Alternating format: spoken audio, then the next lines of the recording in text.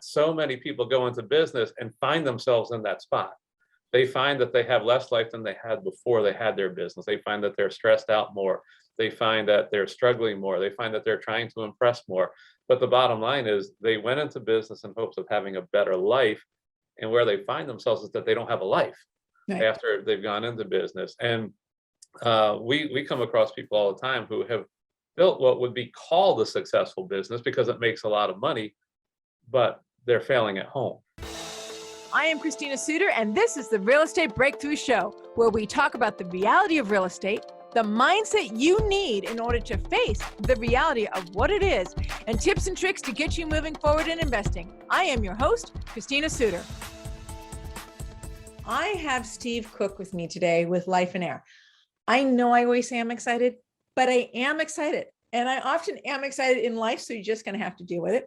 I'm excited because Steve is going to bring you a philosophy that I try to tap on in every single real estate meeting I speak at or that I host.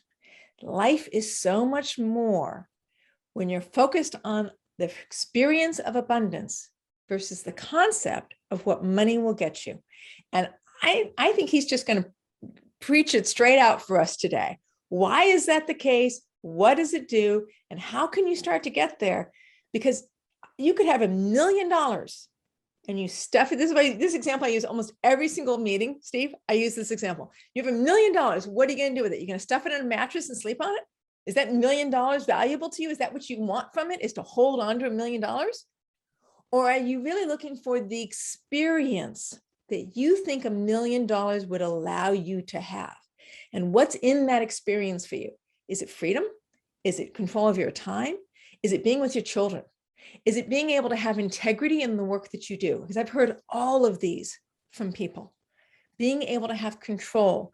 Maybe it's about being on purpose and knowing that you're living a life that feels like it's abundant because it's on purpose for you.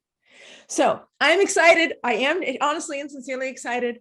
Let's go ahead and introduce Steve here and Lifeonaire. So here you guys, those of you who are on YouTube and Roku TV, you can see here the website. I love this picture. I love the freedom that's being expressed in this picture right there, the way that they're reaching for it and they are in the experience of just saying, yes, this works for me. I am in joy. All right. So what is Lifeonaire? Steve Cook at that point, a successful and well-known real estate investor and coach, had two separate students approach him back to back and say, Steve, teach me how to be a millionaire. It's a common request. I agree, Steve. It's a common request. But something was different about it this time. Upon further questioning the individuals, it became apparent to him that in both cases, while they believed money was the answer they were searching for, he knew they didn't really want the money. They wanted the life they thought the money could buy. The realization lingered in the depth of Steve's mind until one day during his quiet and prayer time, the word Lifeonaire was given to Steve, and he muttered to himself what would later become a frequently cited maximum. A millionaire has a lot of money, but a Lifeonaire has a lot of life, which to me speaks of joy, fulfillment, purpose, satisfaction, right? Because there's a difference between joy and satisfaction too. Right. From that moment of divine download, he went to work on developing the philosophies, principles, and strategies of living a truly abundant and prosperous life. The first Lifeonaire coaching group was formed, and the Lifeonaire Get a Life Getaway was born, and the Lifeonaire book was published. Fast forward to today, and many of the tens of thousands of lives have been forever changed by Lifeonaire, both in our followers directly, and also secondly, with the circle of people they interact with.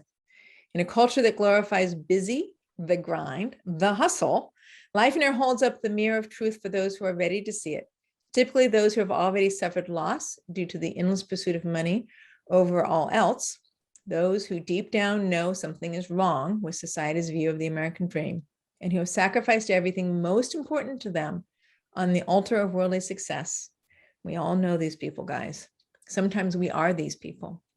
Although everyone can benefit from the Lifeonaire message, our focus is reaching real estate investors, business owners, and entrepreneurs, because these people are most valuable to the lies of their culture that say that our worth is based on our wealth and purpose and one-upping the Joneses. God, I love that. I love it because it lays it out, right? The desire to try to use competition and stated values and the car you drive. It all sounds very cliche when I say it, but it's not cliche. It creates an inner pain, right? If I'm valued for my car, if I'm valued for my watch, if I'm valued because I'm wearing the right clothes, where is true friendship? What can I count on as being a sincere connection in this world? And if I put that out as my message, right, that this is who I am. I've got a great car. I've got a great house. I've got a great watch. Look at me. What are you going to get back? Right? What you put out, people will often meet you at because that's what you've stated.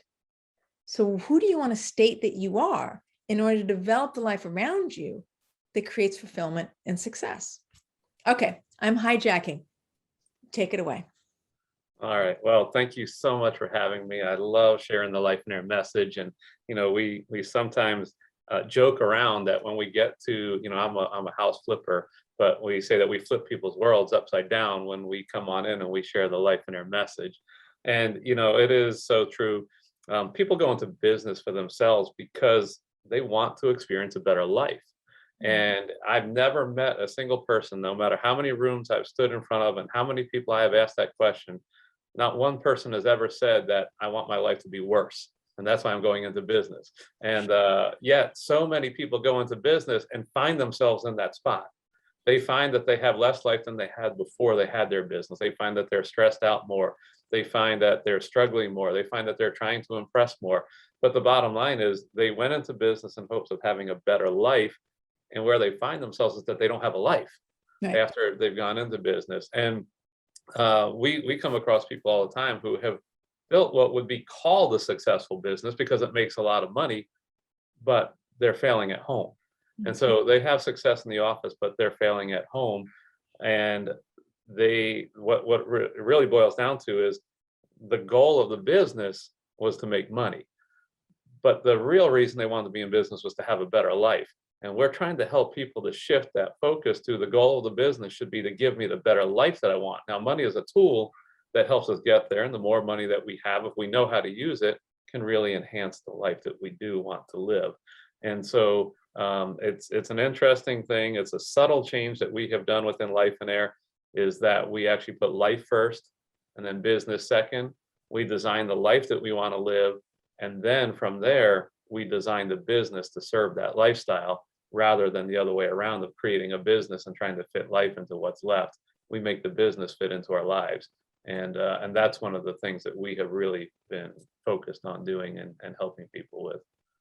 It's so hard to change the mindset and then the habits, right? Because the mindset got put in there for a reason, whether it's a thing that happened when they were a kid, or parents that they told them certain messages, or they didn't have either one of those. And maybe it was just media that got in their head, or they felt something. There's usually a pain behind the attachment to I must be. And the reason why I do this to hurt myself is because I must be, right? That sentence that they hold in their head that traps them.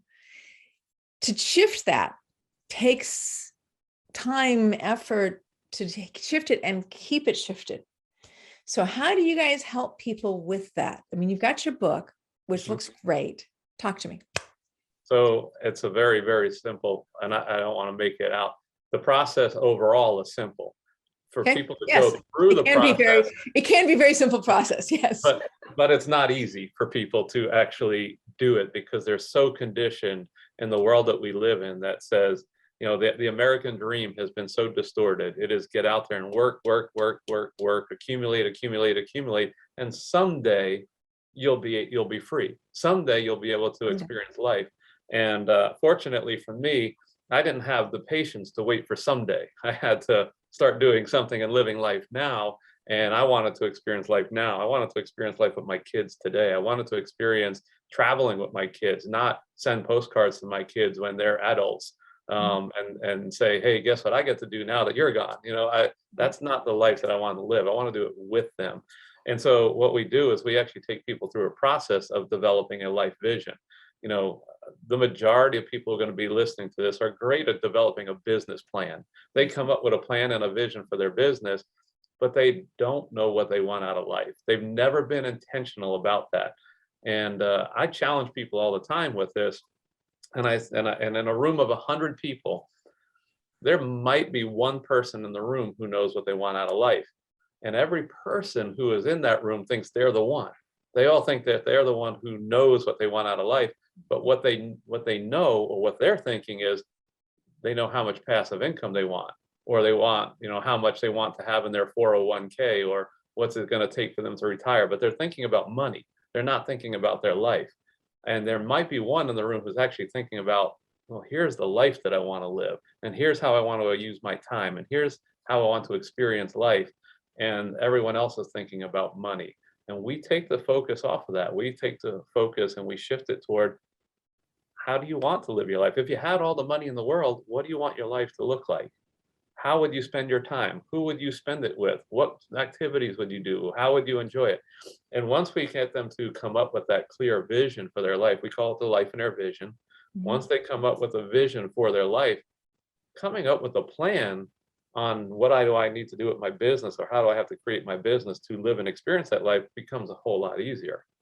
We take people through this process. I have the majority of people who I coach today are real estate investors. I do coach other business owners as well, but many people got into real estate investing not necessarily even doing the right type of investing for them. They just showed up and heard about some type of investing, started doing it, and it's not getting them the life that they want to live. And sometimes we have to. Wholesaling, flipping, real estate agents, 3 most common that I see that in. Yes. Continue, please. I am famous for saying, people come to me and say, Steve, where should a real estate investor get started? And they all think that there's a one-size-fits-all answer, especially the first book that I wrote was Wholesaling for Quick Cash. I was teaching wholesaling. So they all expected me to say wholesaling is where everybody should get started. And I would say, well, it depends. Who are you? What are your goals? What do you want to accomplish? Where are you going? What's the purpose of your business? And I would walk them through a process of discovering what was the right type of real estate investing to pursue for them. And once you start, once you know what it is that you want out of life, you can build your business the right way to serve that lifestyle. And so it's just a little different approach, but it has proven to be wildly successful for the people who go through this process. Now, once people develop the life plan, though, then there's the implementation of that. And that usually involves more conversations.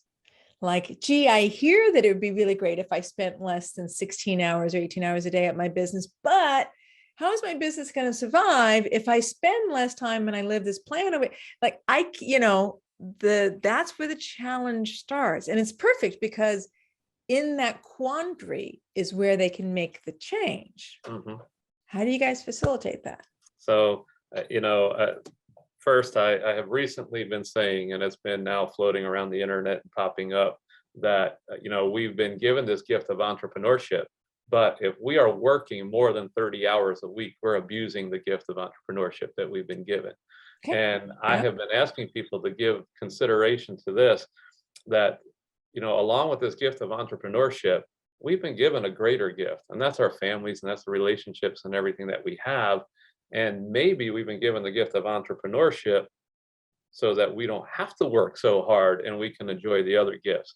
And to just really consider that, because a lot of people have that gift of entrepreneurship, want to exploit it. They want to work it and work it and work it and make the most of it and feel like they don't want to waste it.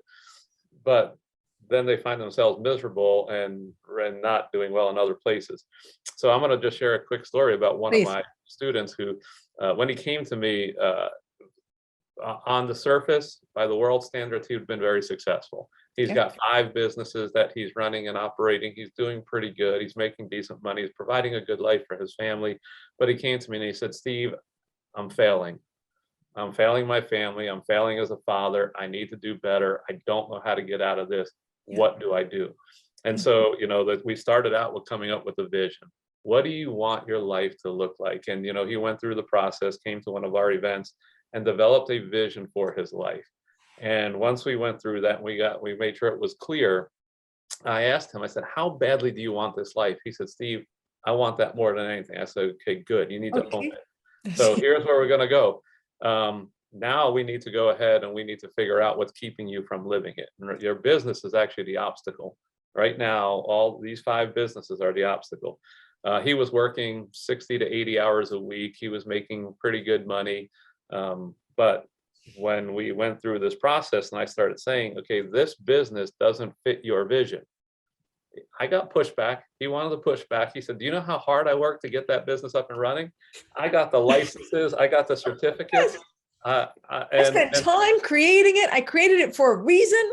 And I said, but I don't see where it fits into your vision. It's not helping you live the life that you want to live. In fact, it's taking away. And it took some arm twisting and things like that. The end result was this. He's down to 1 business. He went from working 60 hours a week plus to 20 hours a week. His income tripled.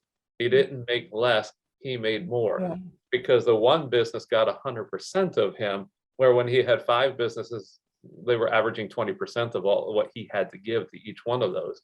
But once he was able to focus on the one that would actually serve the lifestyle that he wanted to live and give him that freedom, it just exploded. And he did it in very little time. He became much more efficient, much more profitable, because we designed the business in such a way for it to do that so that he could live the life that he wanted to live.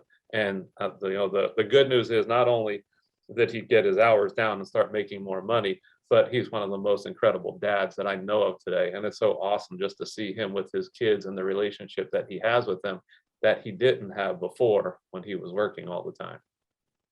Do you ever run into that people, I'm going to say it my way, and maybe you can rephrase it in a way that makes more sense, right? Because to me, it feels like a confusion. People come and they go, no, you don't understand. Money is what I want, right? I really do want to be powerful, or I do want to be seen, or I do want to be respected. I do want to be looked up to.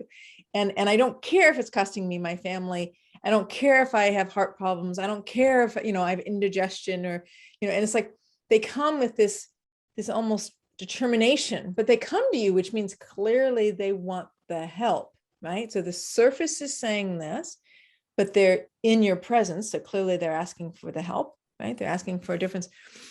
How do you help show them the deeper fulfillment? If they're missing the concept that the fulfillment isn't here, but it's here, and they're clearly asking for it because they're in front of you, right? So it's not like you're shoving it down their throat. Let's be really clear, right? You're not judging them in their life. They're asking for another message. How do you help them with that? So one of the things that I'm very careful to not do is I don't want to write somebody's vision for them. Right. They have already been living in a world that is writing their vision for them, telling them who they should be, what they should do. And my goal is to lead people down a path of self-discovery. I want them to learn who they are themselves. And honestly, there are some people who come to me with very similar situations to what you just said. They're more rare than the other, but there are some who they believe that money is the answer, and having more money is going to do things, and having nicer and bigger things is what they want. And, I have 2 responses to that. Number one, the inside, it breaks my heart because they're lost. They think that that's going to be the answer. But my other response is, if that's what you want, I'm going to help you get there. That's right. Now, it's part of the process. Yeah. I take them down that path. I help them. I help them to design their businesses and help them to get to that point. And then when they get there, they say, something's missing. Now we can have another conversation. Yeah. Now you can have the conversation continues. And so, as people go through the Lifeonaire process, it oftentimes starts out where they are pursuing what they want. It's their wants. And then they sort of move on a little bit, and as they start growing and they start getting the things they want, they start looking at, well, what are the things I want to experience? How do I want to experience life? Mm-hmm. And as people go through that and they start having these great experiences, they seem to mature a little bit more and start saying, well, who do I want to become? Who's the person that I want to be?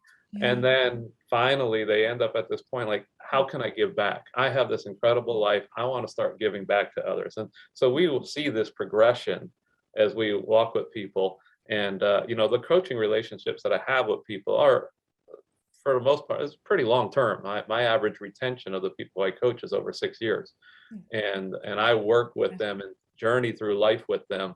And I watch them grow from the person who says, help me make $1 million to, I want to just give back to the rest of the world. And so it's a process, but I help them, I meet them right where they're at.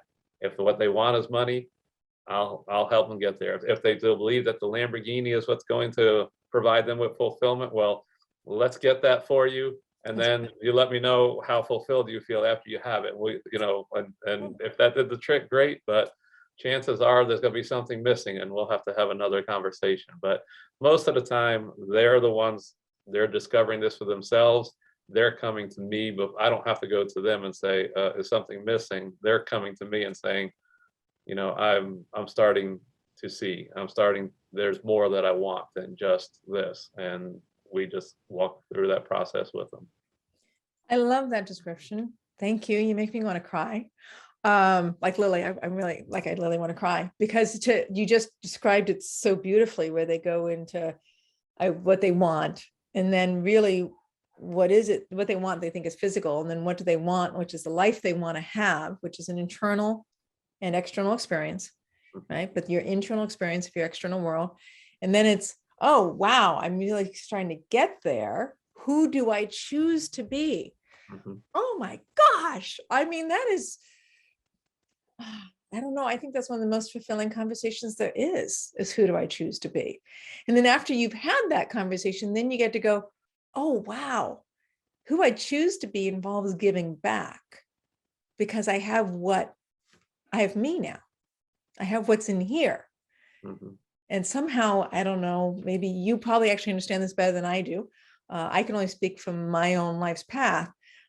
Somehow when I have what's in here, it's just like, well, of course we want to get, how do I make your life better? Like, of course, right? It's an of course that rolls out of your existence. I had a woman, I was running a real estate meeting, and I had a presenter up on the stage. And this woman was standing outside, and if I hurt her feelings, I apologize. But she was standing outside and she says, if this guy's so rich and successful, why is he presenting from a stage? I don't understand why he thinks that we're supposed to believe him, because clearly he must need something. Otherwise he wouldn't be here presenting. And I kind of went, not my experience. Like, he was giving back. He had gotten to the point where he was presenting as a form of giving back. Let me speak it out so that others can do too. Right? Others can experience and do too.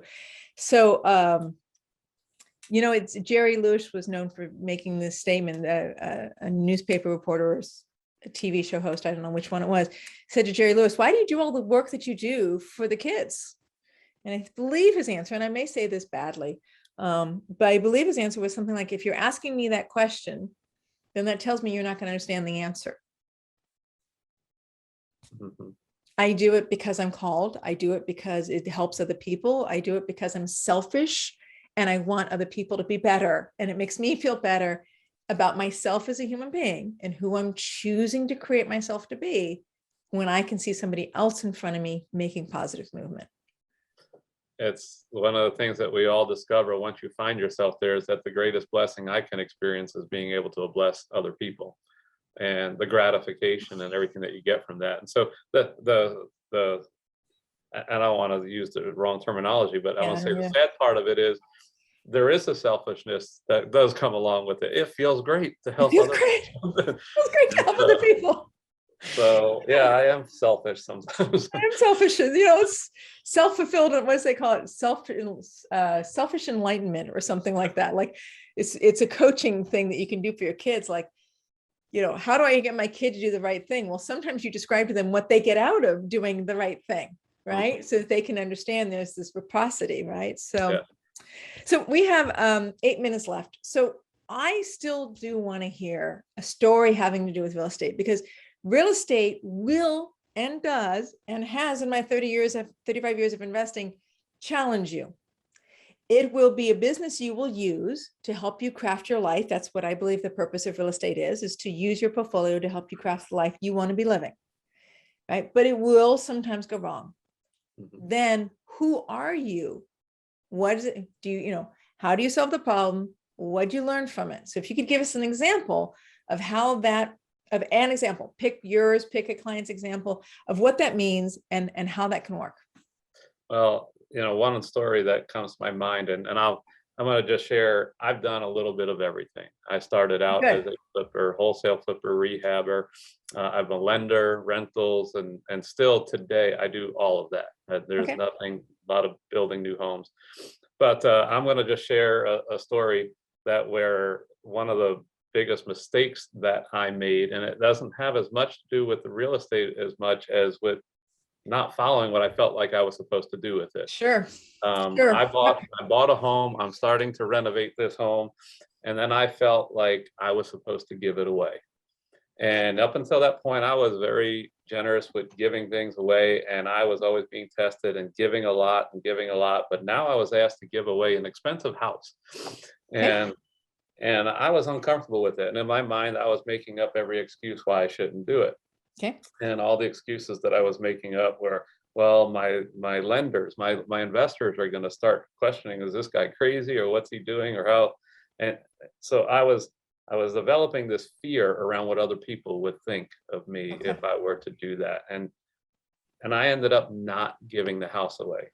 Well, we're going through the rehab process, and then I get a call from my contractor who's out there doing the rehab, and he says, what happened to the roof? I said, what do you mean what happened to the roof? He said, the roof is gone. I said, what do you mean the roof is gone? I've never heard that statement ever. The roof is gone. And he's trying to describe it to me on the phone. And, this is before we could take a picture of it and send it over the phone. And I jump in my car to go out there, and the roof is gone.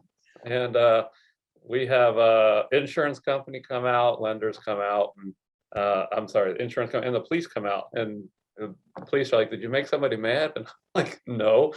Insurance company solved the problem. They said there was a wind burst.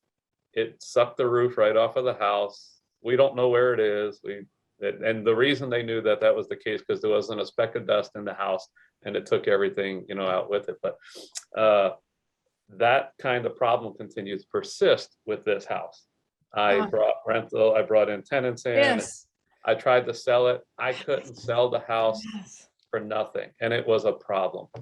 And finally, I remembered you were supposed to give it away. You were supposed to give it away, dude. You're trying to make it do something it's not. And then I just thought, all right, I'm giving it. I'm going to sell the house. I'm going to give 100% of the proceeds away. And the moment I made that decision, the house sold within a week. And we were we actually funded a teen challenge in Baltimore. I didn't know at the time that they were ready to close their doors. And when that money came in, it was something that kept them going. But, that was more of just an issue between God and I, where I feel like he was telling me to do something. I wasn't paying attention, or I had my own thing that I wanted to get done. And I sort of missed the blessing of what would have happened had I done it right away. But it's a fun story to share. It's a good story to share. And I just, if I may add on to it just for a minute, I think whether you believe in God or not, which I do, but whether you believe in God or not, for those listeners who don't, I think we all have an instinct. We all have an instinct as to what we know is right. For whatever reason, the rightness is, whether you have a connection with a God or a higher self, or whether it's just you're following what you know is good in your heart. Just a good old, like my sister, she is like, nope, God does not exist. I ain't doing that game. No way. But she's an amazingly good person. She does what is right. So if you've got it inside of you and you're going against that rightness inside of you doing your real estate, it's going to hurt. It's going to hurt, and it's going to make it harder for you to get the right result. I'm just saying, it doesn't even take a belief in God for you to realize that sometimes going against yourself and going against what's right isn't going to work. Mm-hmm. And sometimes we run whole businesses based on stuff that just isn't right for us, for who we are, our instinct, our alignment, or our own sense of rightness as a human being. I'll just add then, if your gut tells you something different than the spreadsheet, listen to your gut. Listen to your gut. Exactly. That is the bottom line of the whole conversation, right?